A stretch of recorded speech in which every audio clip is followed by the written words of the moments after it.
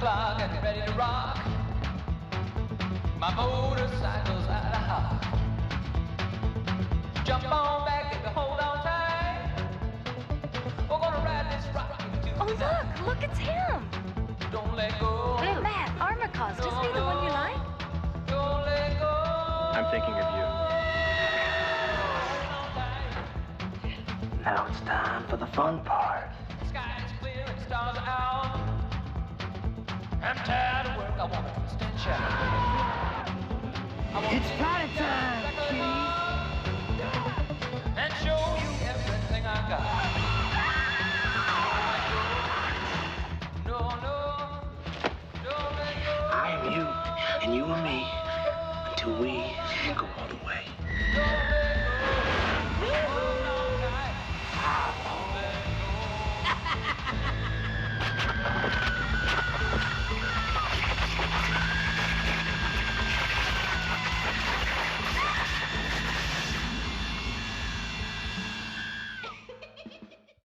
It was a time when everyone was excited about being involved in a project that was fun, it was inventive. Humorous, campy. It's like Rocky Horror Picture Show. It's a dark comedy musical.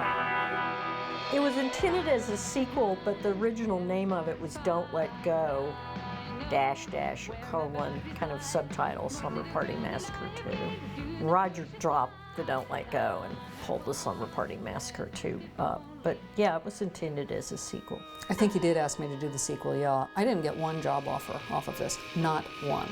So I felt I had to do a serious movie. And I told him I wouldn't do it, and instead I did this. I wrote the script for a movie called Love Letters, which was an art film, and he agreed to do that instead. He said, I got a film you can direct.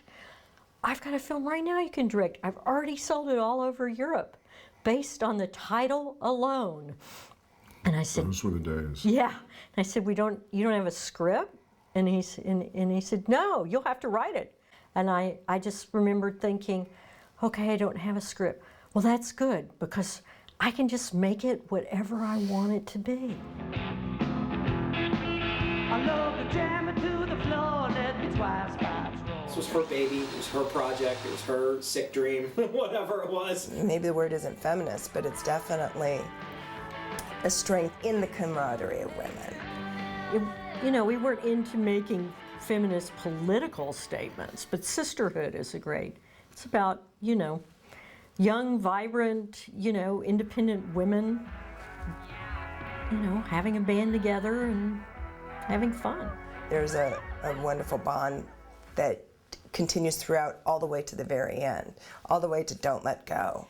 Now, how you get from Don't Let Go to Slumber Party Massacre 2, I'm not sure. I thought maybe some distributor just got creative. Yeah, well, we were much happier calling it Don't Let Go. But we did have, for product placement and other reasons, we let the Slumber Party Massacre part disappear because, we got great promotional deals from all sorts of people. It was the summer of '87. It was hot. We had no money. We had there were no niceties per se. The sets were all recycled. They were used so many times. I can't imagine how many coats of paint were on those sets. I was actually casting the chest in James Cummins' backyard. He had a dog, and I said, well, this is my dream, to come to Hollywood, cast polyfoam in a backyard on grass, surrounded by shit. But this small indie little band of thieves that are just getting as much done within one day as possible. We had no time to shoot this movie. I was one of the lucky ones. I would go into work about 7 and work until about 2 or 3 in the morning and do that every day. And our call times were 9 o'clock at night, and we would shoot all the way till the sun came up at 6 in the morning. Sleepless, everybody was totally sleep deprived. Deprived and tired and everything, and hiding from Roger, but we had a great time. The person who was kind of heading up, coordinating the effects and the budget, he came out and he was like, we can't waste these chemicals. I forget what the budget was, but it couldn't have been more than 20 grand. I kind of remember 12. Well, it was all recycled stuff. That's the way Roger did stuff. You know, we shot, the set was done at what was known as Hammond Lumber Yard. And it originally was a lumber yard, but then, you know, they still had the beams where the wood was hanging. And the story is that somebody pulled in and asked Roger if they could buy some lumber.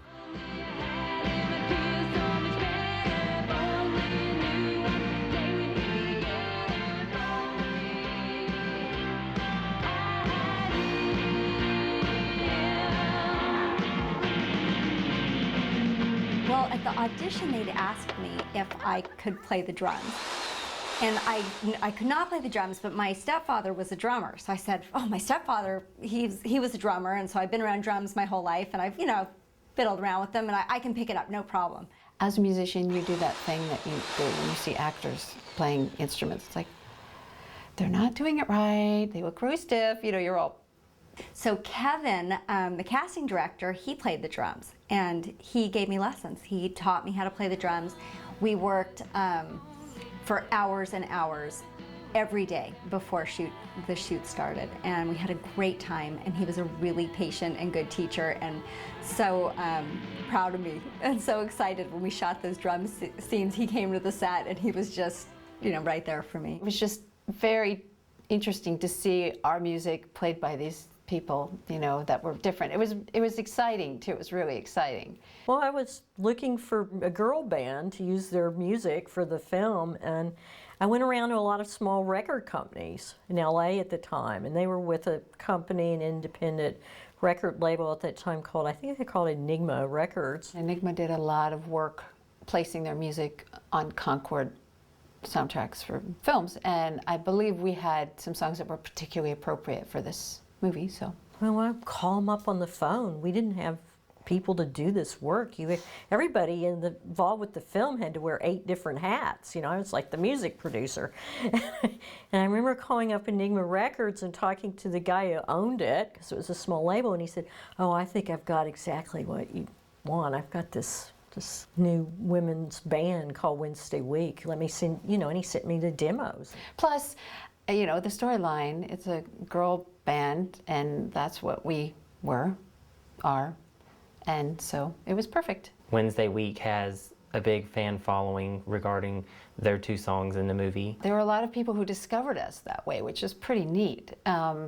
They heard the song and then they thought, oh, I like that song, who did that? And so then they sought out our record. Yeah, absolutely, it was great. Something about the music, especially the second one, since it's so musical oriented, that attracts people to the music, and that is probably the question I get asked about the most. Music and movies, when you're a certain age, particularly I think when you're younger and you see a movie that resonates with you, or you hear a song that resonates with you, it stays with you always. So 20 years later, that's going to touch a special place in you. So yes, because of that, yeah, people still seek us out, and the movie, of course, has its longevity, which is amazing.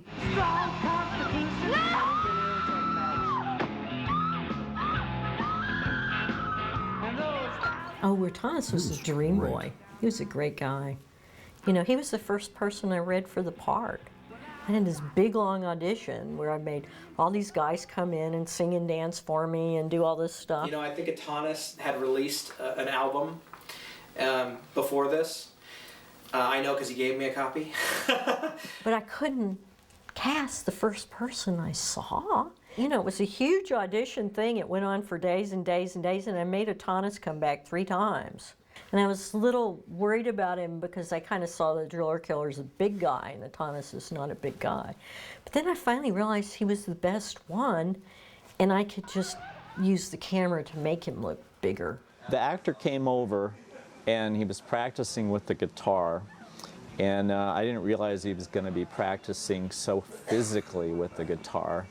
And so I was watching him, and he started spinning around and around like a top, and the guitar came loose from the strap on one side and flew into the driveway, and all the thin filigree broke off.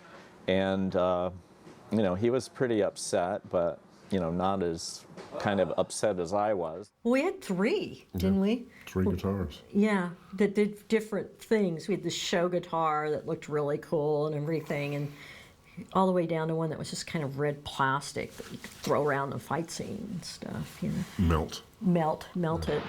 I mean, the show one that the driller killer was carrying around, where you could really see it in the close-ups, it was very heavy. Because I was moving and because it had been in the back of a closet and the drill didn't work anymore, but the inside of it was a very expensive Makita drill.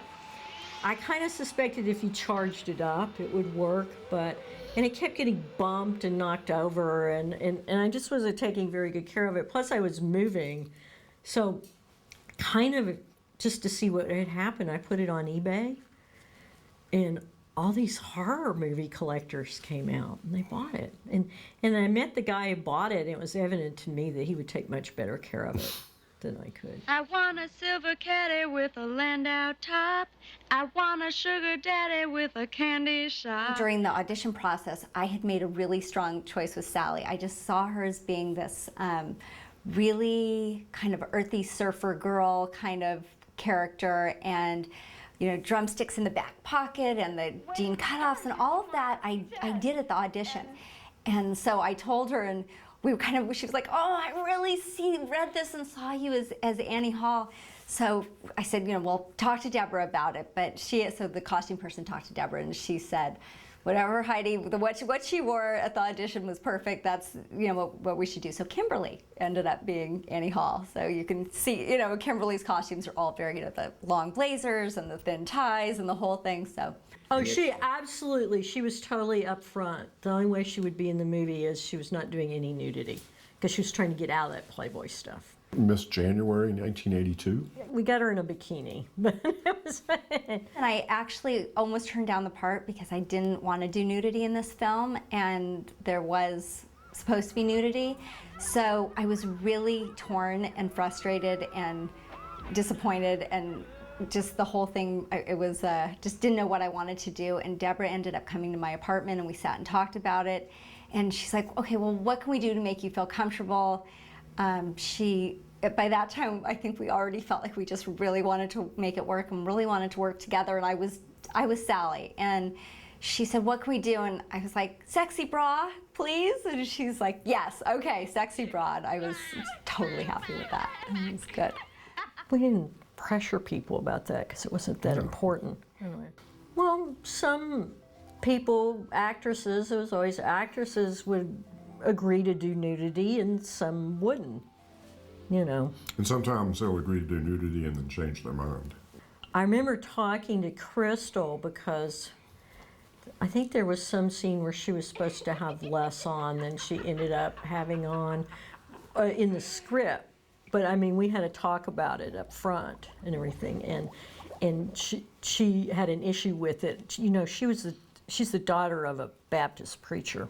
She refused to get in the bed with Patrick Lowe. She said that her character would not do that, and she wanted to set an example by showing that you could be boyfriend and girlfriend and you would never ever get in the same bed. It was before she was Crystal Bernard, and she was dreamy, but she was never, let's put it this way, there were no divas on this movie. Years later, I don't remember what year it was, but she was starring, as you know, in Wings, and I was guesting on that show, and I knew she didn't recognize me or remember for whatever reason. She was busy, and I walked up to her and I said, you may not remember me, but I played your mother in Slumber Party Massacre, and she let out a hoot. And it was funny, and then she turns around and announces to everybody, hey, this is Jennifer Roach. She played my mother in Slumber Party Massacre, and everybody applauded, Thank you very much. At the audition, there were a lot of requirements, and one of them was they asked if I was claustrophobic. I'm like, well, no, I'm not claustrophobic. Okay, I had no idea if I was claustrophobic. Luckily, I'm not claustrophobic, but I really wanted the part, and I'm like, okay, I just won't be claustrophobic, whatever they're gonna make me do. And then it ended up that I had to have this prosthesis on my head, a very extensive makeup that took, I want to say, 12 hours total. When they put the, when half of your face is, mangled, you have to go through the thing of the whole mold of the head, I guess. What they would do is they would do the first part of the zit and the next part, well, it just had to keep getting bigger and bigger and bigger as they kept doing the shots of Crystal seeing what was happening to my face. Yeah, like you see the shorts that I have on? She had on like little shorts. Said every day after I take these shorts off, the costume people take the shorts and so they pull threads out of the shorts, the circular threads, so they get shorter every day. So she basically had on like bikini bottoms. She played a bit of a practical joke on me for a while, and yes, it was very funny, and we got a new pair of jean shorts for me. When you're making a film and it's your first feature, it's so hard in Hollywood to get that kind of a first job and to get money to make a film. I was just totally excited about it and everything, and I knew it was just a horror movie, but I loved it like a child. It was just fun. I think that, to laugh at yourself is always something that happens down the line. They always say, yeah, someday you're going to laugh at this, when you do an embarrassing thing or something. I just think that, people looking back, it was maybe even a lighter time, even though the movie's about killing and, dark themes and, who knows, demonic possession or whatever the heck was going on there. Well, it's purposely open to interpretation. To me, there's two interpretations of it, which is all the things depicted in the movie actually did happen to Courtney, played by Crystal, and it drove her insane, and she's now in the same insane asylum that Valerie, her sister, was in. Or you could decide that none of it ever happened, and it's just the hallucinations of somebody who's been in the loony bin the whole time. I kind of like the first one best, though, It is a treasured memory that I hope is shared with all of us. Love that movie.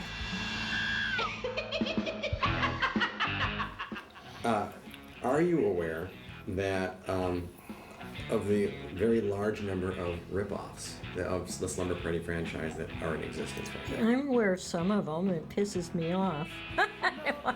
It's kind of like, get your own ideas, guys. And then I did one that was for real, Night of the Demons 2. And I played the ninja nun, Sister Gloria. That was funny. And I love that part.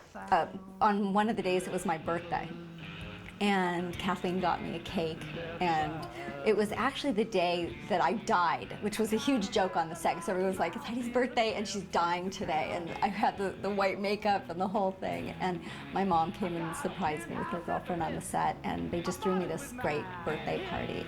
But every day was a party. Casting director Kevin Albert bringing Paul Rubens onto the set, and he was totally in disguise. He had this, I think he had like a long beard and maybe a wig, and he had a hat on. And I remember looking at him and thinking, and then Kevin's like, and I'm like, he's like, don't tell anybody. So it was kind of cool that Paul Rubens was on the set. Well, I do know for sure that I remember the cockroach wranglers, first of all.